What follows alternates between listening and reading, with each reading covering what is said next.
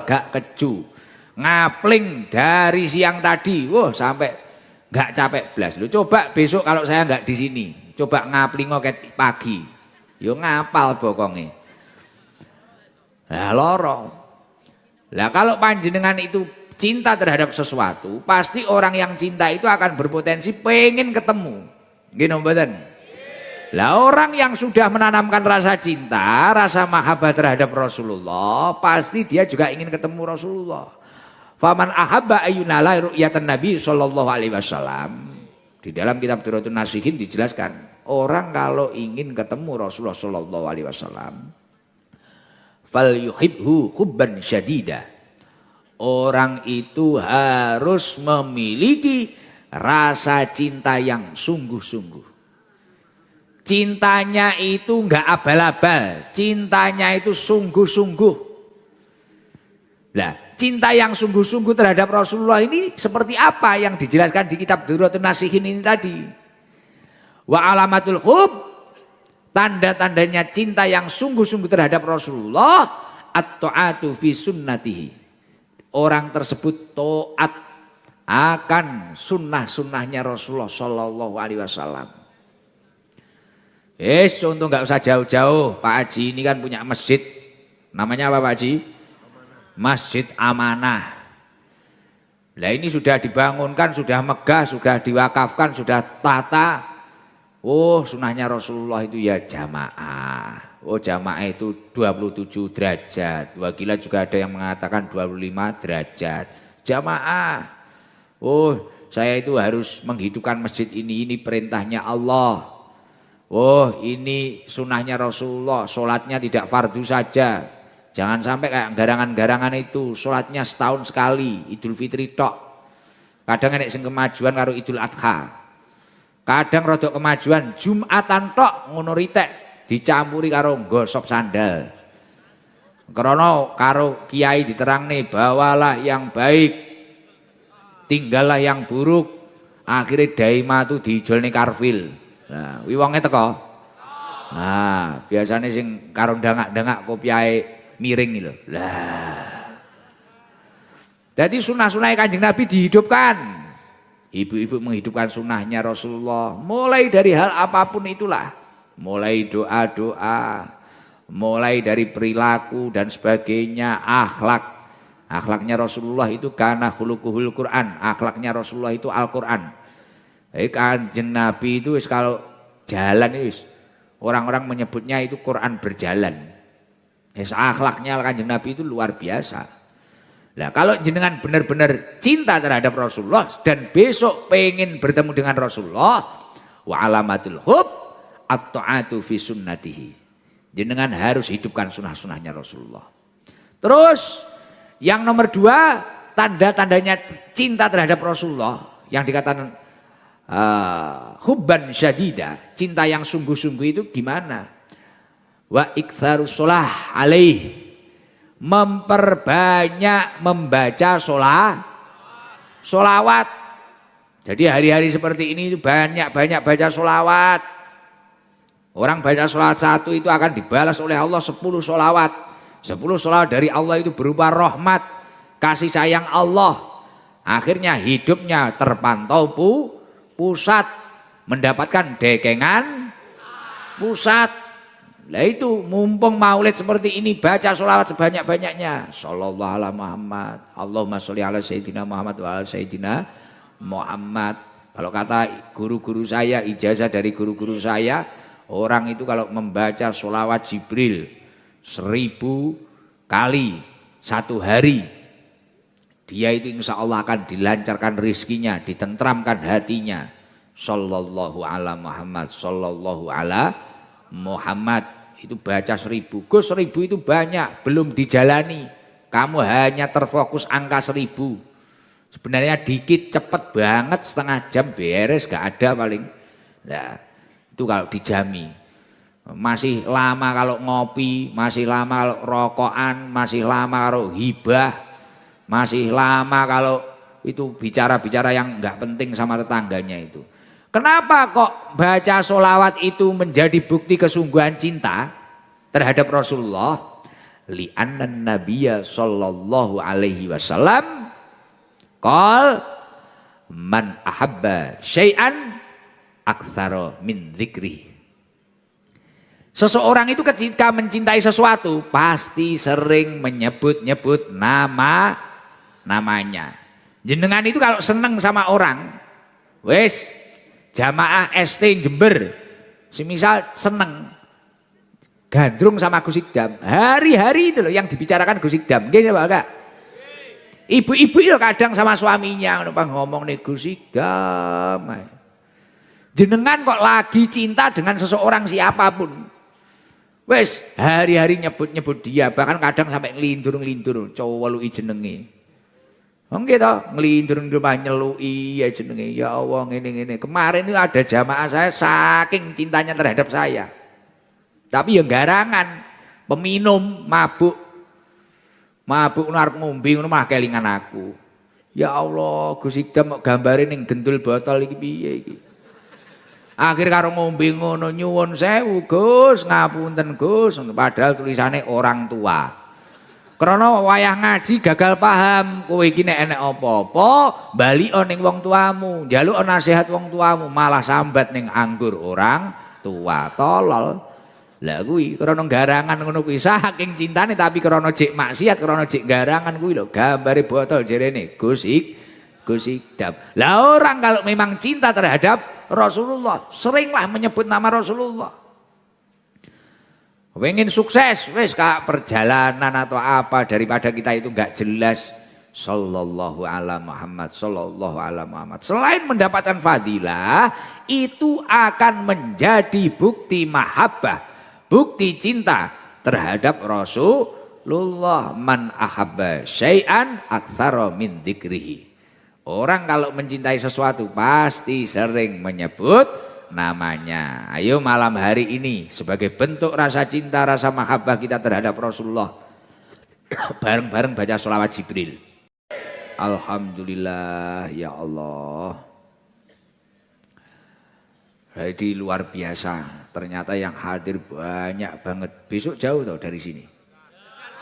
Dekat nggih? Nggih hadir malih. Ngancani kula. Yantu gila. Nggih, alhamdulillah. OTW. Siap, berarti bolo tenan berarti. Dadi balik ning konsep kesungguhan rasa cinta niku wau. Wong nek pancen ngaku tresno sing pertama ayyah taro kalama habibihi ala kalami ghairihi. Orang itu lebih memilih perkataan kekasihnya daripada perkataan orang lain. Implementasinya atau prakteknya, kalau kita mengaku cinta terhadap Rasulullah, pengen besok berkumpul dengan Rasulullah, pilihlah dalam setiap langkahmu apa yang telah diajarkan oleh Rasulullah daripada hawa nafsumu, daripada teman-temanmu yang menjerumuskanmu, daripada lingkunganmu yang mengajak kemaksiatan. Konsistenlah mengikuti apa yang diperintahkan oleh Rasulullah. Satu poin sidqul mahabbah sudah panjenengan dapatkan. Satu poin kejujuran cinta sudah panjenengan dapatkan. Poin yang nomor 2 apa? Kan ada 3 Gus tadi sidqul mahabbah itu. Yang nomor 2 adalah wayahtaro mujalasati habibihi ala mujalasati ghairihi. Orang tersebut ketika berkumpul, ketika bermajelis lebih memilih majelis orang yang dia cintai daripada majelisnya orang lain. Prakteknya, kalau memang benar-benar mengaku cinta terhadap Rasulullah, lebih memilih majelis yang mengagungkan atau menjelaskan tentang nasihat-nasihat Rasulullah. Majelis apa? Majelis ilmu, majelis sholawat, majelis zikir, majelis-majelisnya orang soleh. Daripada kamu itu berkumpul di majelis maksiat. Kan ada, kadang perkumpulan majelisnya maksiat itu ada. Kadang di pos, minum. Kadang di depan rumah ghibah akbar itu tadi, orang lewat rasani semua, digibah semua.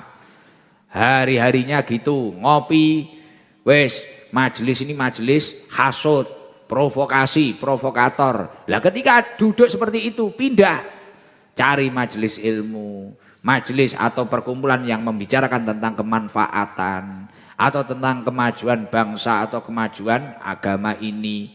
Nah seperti itu. Itu kalau panjenengan benar-benar mengaku cinta terhadap Rasulullah. Lah ini poin yang nomor dua. Lah Gus, yang nomor 3 apa? Kalau orang tersebut benar-benar mengaku cinta terhadap Rasulullah. Jadi yang pertama tadi apa? Memilih perkataan Rasulullah daripada perkataan orang lain. Artinya ajaran-ajaran Rasulullah dilakukan. Yang nomor 2 tadi memilih majelis orang yang dia cintai. Artinya daripada dia bermaksiat lebih memilih berkumpul dengan kebaikan, majelis kebaikan. Yang nomor 3 apa Gus? Wa yahtaro ridho habibihi ala ridho ghairihi. Orang tersebut memilih ketika melakukan suatu aktivitas atau kegiatan lebih memilih apa yang diridhoi oleh kekasihnya daripada ridho orang lain. Artinya ketika panjenengan melakukan aktivitas, coba diingat kira-kira Rasulullah itu ridho atau enggak. Semisal saya itu melakukan kemaksiatan atau kekerasan atau bahkan apa tindak laku kita yang tidak pas, coba ketika kita memukul orang, kira-kira Rasulullah itu ridho atau tidak. Ketika kita itu minum minuman keras, kira-kira Rasulullah itu ridho atau tidak. Ketika kita itu kekerasan dengan keluarga kita, dengan istri kita, kira-kira Rasulullah itu ridho atau tidak. Nah itu dipikir. Ketika mulut kita itu kasar, sama tetangga kita dikit-dikit bicara kotor, bicara kasar, kira-kira Rasulullah itu ridho atau tidak. Ketika kita memakan hak orang lain, ketika kita itu hak orang lain kita makan, kita rampas, lah itu ketika seperti itu, atau kita nyolong atau apa, lah ini Kanjeng Nabi itu ridho atau tidak. Lah ketika kamu sadar kalau itu tidak diridhoi Rasulullah, lah ini bagus, berarti kamu mendapatkan poin ketiga yang namanya sidqul mahabbah atau kejujuran cinta. Loh Gus, tapi ketika saya itu melakukan kebaikan, biasanya saya dibenci. Saya itu kalau melakukan kebaikan dibenci Gus. Saya nggak punya teman, kadang saya itu dianggap sok suci, sok baik, sok bersih. Saya mulai di Masjid Amanah itu istiqomah jamaah. Wah, gaya nih, sok alim, sok suci. Loh, ketika kamu melakukan ketakwaan atau kebaikan, kemudian tujuanmu itu benar-benar menggapai ridhonya Allah, ridhonya Rasulullah. Tapi kok orang-orang sekitarmu itu benci kepada kamu, nggak masalah. Gak masalah, hidup itu bukan mencari penilaian kanan kiri kita, tapi gimana kita itu diridhoi oleh Allah. Gak usah nuruti cocote tonggo. Lah nggih, wis ora usah dipaido bar kuwi dianggap sok suci akhirnya mutung, gak salat. Wah, mbiyen gak tau ngaji nek Gus Idam malah ngaji, akhirnya mutung nek gak ngaji. Gak usah. Gus Idam ini kalau mau mutung wis mutung ket biyen. Krana ngurusi garangan, hari-harinya dihujat, dicaci. Nggih napa mboten? Oh ini Idam sing tahu dihujat apa iki krana banyak didatangi artis. Oh ini ustadz apa? Siapa yang bilang saya ustadz? Gus ini kan anak kiai, bebas anak kiai, belum kiai. Kalau kiai nggak boleh salah. Kalau Gus ini anak kiai ya biasa gitu. Terus kadang seorang Gus harus dituntut sempurna. Loh Gus itu enggak maksum kayak Rasul loh, kayak Nabi loh. Nabi itu kan terjaga dari melakukan dosa, gitu. Lah kita itu masih Gus manusia biasa dewi iki ngono. Wah ini Gus apa, ini Ustadz apa? Karena kita ngaji kadang tatanannya itu macam-macam. Kadang soundnya itu ya kayak gini, ada sound horror, kadang ngene iki malah iki panggungnya luar biasa, gak enek pelapone. Langsung jalur langit iki. Jalur langit ora ketara tapi jelas kroso. Lah iki jalur langit iki. Enek dara liwat iso nelek. Ning kopiah, iki jalur langit iki ndonga mandi tenan iki ora enek pelapone panggunge. Top. Nah, dihujat kayak apa? Loh, akhirnya saya sowan Kiai Sepuh. Ini gimana Yai? Pripun niki dalem niku atus ngeten. Nggih kados memang berat loh. Ngopeni garangan itu ngurusi garangan itu sulit loh. Kita ngaji di debat. Yang debat itu bukan orang punya ilmu, wong ngawur. Kita ngaji, dulu saya ngaji jamaah masih 7, masih 400. Berangkat ngaji itu mendem. Tapi mendem lele. Saya istighfar kono mutah-mutah. Biasa dulu. Terus kemudian kita dikasih hadiah. Wah, ternyata itu rezekinya dia, habis dapat togel. Wah, jadi kiai ini diteri barang haram. Biasa. Wes akhirnya dihujat bareng, ya Allah kok koyok ngene iki. Padahal saya itu ya enggak pengen disoting ini, awalnya saya enggak mau. Viral ngono yo bukan tujuan saya. Tujuan saya ngaji itu agar diri saya sendiri lebih baik dan syukur-syukur saya bisa bermanfaat bagi orang lain. Bukan untuk viral, bukan untuk populer. Lah dilalah kersane ngalah karo Gusti Allah dikehendaki populer. Akhirnya wong Jember kenal, Banyuwangi kenal, Kutai Kartanegara kenal, Jepang kenal, Taiwan kenal, kabeh kenal. Sampai wapres moro ning desaku akhirnya. Lah wis kenal. Lah wong akhirnya gak kuat, dihujat. Dihujat, dibuli, dina meneng ae. Pertama ya krana jek cilik, jek enom gitu. Akhirnya dihujat, meneng ae. Karena saya memiliki tujuan prinsip, penting aku ki ngejak awakku, diri saya sendiri untuk takwa Allah. Dan gimana saya itu bisa bermanfaat bagi orang lain. Minimal lah nek aku pancen ora ditampa ngajiku, uwangi nyawang aku seneng.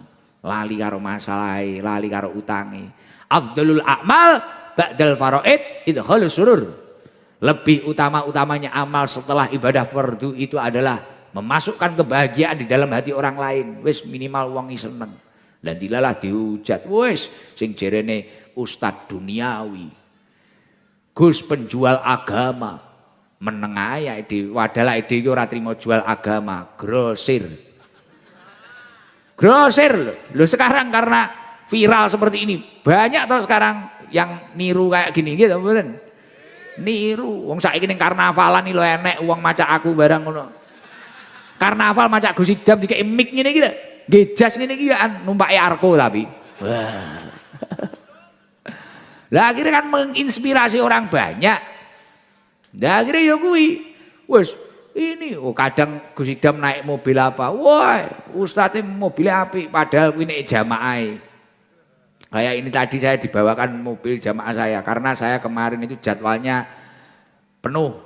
Jadi malam Jumat saya rutinan di pondok, malam Sabtu saya di Kankap Blitar ada hari jadi. Setelah itu jam kedua di Nganjuk, turun panggung dari Nganjuk itu setengah 2 malam, setengah 2 baru turun, jamaah baru bubar, setengah 2 malam.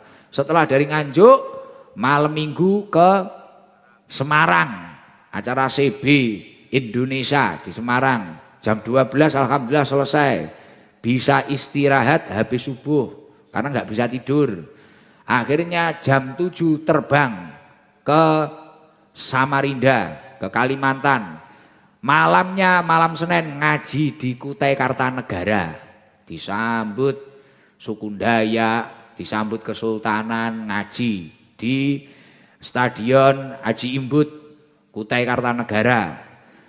Kemudian malam Senin, jadi Senin jam 3 itu saya berangkat dari Kutai, jamaah yang paling jauh berangkat rutinan ke ST saya pada waktu itu. Dari Kutai berangkat rutinan malam Selasa, rutinan di rumah. Sekarang malam apa ini? Malam Rebo, sekarang sudah di Jember. Ya toh? Sudah di Jember, besok masih di Jember, besoknya lagi saya rutinan di rumah, besoknya lagi di Gresik, besoknya lagi di Bromo. Paginya nanti di Kejaksaan Tinggi, malamnya rutinan, hari-hari kayak gitu. Akhirnya kayak karena badannya sak capek, ada jamaah itu peka, Gus, ini pakai ini, biar nggak capek pakai mobil besar. Akhirnya tak tuker, mobil saya ditukar. Lah orang yang nggak tahu, wah Gus Ikdam mobilnya banyak, ini Ustadz duniawi. Disuruh sabar sama Ustadz yang naik Alphard. Wah, orang nggak tahu, dikira jual agama jadi ini. Padahal grosil. Padahal kalau pengajian seperti ini loh, ini berapa ribu UMKM yang hidup. Akhirnya yang punya rejingnya laku. Yang punya panggungnya laku. Yang punya sound system padahal bukan soundnya Gus Ikdam toh. Soundnya dapat rezeki, yang jualan dapat rezeki. Bahkan kadang parkirnya itu loh tetangga-tetangga akhirnya dapat infakan gratis utawa saikhlase akhirnya dapat rezeki. Bahkan di tetangga saya itu gak malam Selasa, malam Jumat itu. Sekarang tetangga saya itu termasuk Pak Sabar MC ini. Ini sekarang punya kayak minimarket pojokan pondok itu Pak Sabar MC ini loh. Yang soundglernya itu loh, yang MC tadi loh. Ah, itu istrinya juragan pentol, bakso pentol, Pak Sabar nge-MC, siang MC manten, malam nge-MC pengajian, di rumahnya ada penginapan, sama juragan kamar mandi. Tulisannya saikhlase, lah kok nek jamaah duitnya 100. Pak susuk 99 niki pripun? Pun BAB saja 99 kali. Jadi gak dibalik nih Pak Sabar nek duitnya 100. Ya wis ngisi ngoae ping 99. Niku ngono. Lho iya tetangga-tetangga saya jenengan datang ke ST. Dan itu saya enggak minta uang, saya enggak pernah minta uang ke Pak Sabar. Yang pernah saya ngasih. Itu ngaji kayak gini enggak ada tiketnya. Tapi ya itu alam kita saat ini dibenturkan. Terutama ulama-ulama aswaja. Ulama-ulama ahli sunnah wal jamaah ini dibenturkan semuanya, diadu domba. Makanya Jember itu yang jamaah ST, jangan mudah diadu domba. Semua ulama ini memiliki cara dakwahnya masing-masing dan mengambil cerut yang berbeda-beda. Benar itu. Ada kalanya nanti metodenya kayak Al-Maghfurlah, Waliullah, Habib Soleh Tanggul memiliki cara dakwahnya sendiri. Ada nanti kayak wali-wali terdahulu, Sunan Kalijogo caranya sendiri, Sunan Ampel caranya sendiri. Dan semuanya mengajak kebaikan, jangan mudah diadu domba. Makanya kayak ibu-ibu atau apa yang main sosial media, jangan mudah diadu domba. Wala takfu ma laisa laka bi'ilm, janganlah kamu itu mengikuti atau mengomentari sesuatu yang belum pernah kamu ketahui kebenarannya. Jangan. Kayak saya sama kakak saya Gus Dahlar, metodenya sudah beda. Saya ngurusin garangan, kakak saya itu mendirikan pesantren di Malang. Yang mondok itu orang-orang kuliah, ya, yang ngaji-ngaji serius. Kakak ipar saya yang di rumah ngurusi Quran. Lah itu beda, sudah beda. Saya garangan wis ning dalan hari-hari ngono. Lah ngoten niku. Makanya jangan mudah diadu domba. Jadi ada ulama-ulama kita itu kan hebat-hebat. Ada Gus Baha, ahli fikih dengan metode beliau. Wes ada ulama-ulama Yai Said Akil Sirot, luar biasa, ya alim, luar biasa, paham akan sejarah dan luar biasa. Wah, punya tokoh-tokoh yang luar biasa kita. Hari ini PR kita satu, kalau bangsa ini benar-benar merdeka, jangan mudah diadu domba. Tidak ada suatu nikmat keberhasilan yang bisa kita nikmati tanpa adanya kerukunan. Apa artinya merdeka kalau tidak rukun? Seneng mari ijab kabul tapi gak rukun, apa kena ditumpaki bojomu? Lah, paham? Makane rukun. Wis iki mah ngomongne maulid iso teko kono. Nomor 3 bukti cinta itu tadi kan dhewe memilih ridho kekasih kita daripada ridho orang lain. Lah akhirnya kalau kita itu sudah komitmen, wah kita itu mau jamaah, kita dikatakan sok suci monggo. Kita mau dakwah, kita dikatakan ini monggo, gak masalah. Kita mau dibully, dihujat apapun kita gak masalah. Karena Rasulullah SAW mengatakan, man iltamasa ridho Allahi bisa khotin nas, kafahumlahu mu'natan nas. Barang siapa yang mencari ridhonya Allah, di saat orang-orang sekitarnya itu tidak suka terhadap dirinya, tapi dia fokus takwa Allah. Ada problem apapun fafiru ilallah. memohon kepada Allah, berdoa kepada Allah, mujahadah kepada Allah. Tapi orang sekitarnya nggak ada yang suka. Kafahumullahu mu'natan nas. Orang tersebut akan dicukupi oleh Allah dari bergantung kepada orang lain. Artinya apa? Entuk dekengan pusat. Dunya nih teko di bondo nih teko di rezeki nih teko di nikmati teko di dewe entuk dekengan pusat. Makanya hasil survei membuktikan banyaknya orang yang dulunya diremehkan, direndahkan, dicaci, dibuli, dihina, kemudian dia mampu bersabar dan terus fokus bertakwa kepada Allah. Kemudian beberapa tahun yang akan datang ternyata apa yang dia lakukan, apa yang dia dapatkan dapat menggetarkan jantung orang yang pernah menghinanya. Karena dia fokus mencari ridha Allah. Kayak orang-orang ini gondrong garangan-garangan ini. Biasanya seseorang itu yang memiliki masa lalu buruk, tapi kemudian dia itu mendapatkan hidayah dan fokus kepada Allah. Nah ini, dia yang memiliki masa lalu buruk terkadang bisa menciptakan masa depan yang terbaik. Makanya wis banyak ceritanya dulu kayak Sunan Kalijogo, preman, akhirnya malah jadi wali. Fudail bin Iyad, geng dulu. Preman wis luar biasa, carok los, gitu. Tapi kemudian dia menjadi kekasihnya Allah. Banyak wali-wali terdahulu kekasihnya Allah itu banyak. Karena fokus mencari ridhonya Allah. Makanya panjenengan semua itu yang istiqomah.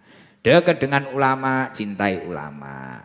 Lah, tapi kalau orang itu hanya mencari pengakuan, mencari validasi, kalau bahasanya anak sekarang, mencari validasinya manusia, kemudian dia itu meninggalkan mencari ridhonya Allah. Hidupnya itu hanya apa? Playing victim, apa? Bukan satunya. Hidupnya itu hanya playing victim karo sitok iki apa? Pokoknya butuh pengakuan lah.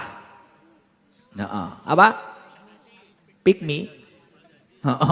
Pokoknya butuh validasi. Terus apa jenenge ngono-ngono kuwi lah. Wa man iltamasa ridho annas bisa khotillah. Orang itu hanya fokus mencari validasinya orang. Tapi dia itu dibenci oleh Allah karena ya meninggalkan fardu-fardunya Allah. Wa kalahumullahu ilan nas. Maka oleh Allah orang itu malah dipasrahkan ke manusia itu tadi. Wis gak diurusi, gak entuk dekengan pusat. Makanya panjenengan semua kalau ingin mendapatkan dekengan pusat, fokus cari ridho Allah. Orang lain menghina, mencaci, membuli, tidak usah dihiraukan. Insya Allah kamu akan dinaikkan derajatnya oleh Allah Subhanahu Wa Taala dan suatu saat keberhasilanmu akan menggetarkan jantung orang-orang yang pernah menghinamu. Moro-moro enek kabar uang jantungnya diring, ring siji, ring loro, ring telu, akhirnya dikei cakram barang. Lah, malah repot. Ya Allah, alhamdulillah. Seneng nggih? Kecepatan ngaji nih. Paham? Allahumma sholli ala Muhammad. Alhamdulillah Pak Haji Bambang. Pak Haji Bambang ini usahanya apa? Ngelebok nih kabel ning laut nggih. Lah iki istimewa iki. Jadi Pak Haji Bambang itu punya usaha menanam kabel di laut. Lah ini tidak wong ae dhewe iki nanem kabel ora usah ning laut rawan kesetrum. Tapi karena entuk fadlun minallah, mendapatkan anugerah dari Allah. Akhirnya punya tim bisa memasukkan apa? Kabel di laut. Lah wong ae dhewe kabel ning jeding lho, latu-latumu kesetrum. Lah, ya Allah gayeng tenan Jember nggih. Jember ternyata banyak ST-nya. Ini berapa meter ya jamaahnya ya? 3 kilo. Masya Allah, manusia semua itu ya. Tapi gitu, pokoknya jamaah ST jangan mudah diadu domba nggih. Wis, jangan mudah membanding-bandingkan ulama, jangan mudah membanding-bandingkan tokoh. Itu. Ngerasani ulama itu kayak makan daging yang beracun. Jangan sampai ngerasani ulama, bahaya. Wis kita itu harus hormat terhadap siapapun yang mengajak kebaikan, hormati. Siapapun itu. Keturunannya siapapun itu. Karena as-syaraf itu la bin nasab, kemuliaan itu tidak diperolehkan karena keturunan. Tapi as-syaraf itu bil adab, bil akhlak. Nah itu. Kemuliaan itu disebabkan dengan adab, akhlak. Pokok kok jenengan kuwi adabe sae, akhlake sae, kamu akan dihormati dimanapun kamu berada. Kamu bisa memanusiakan manusia, manusia akan memanusiakan kamu. Nah, wah kaya orasi. Koplok, betul Gus, takbir Gus. Piye kene proklamasi ya. Di Blitar itu kan ada 2 Bung. Bung Karno dan sekarang ada Bung Ikdam. Wah. Seweneng. Ngerokok sik ae. Nggih.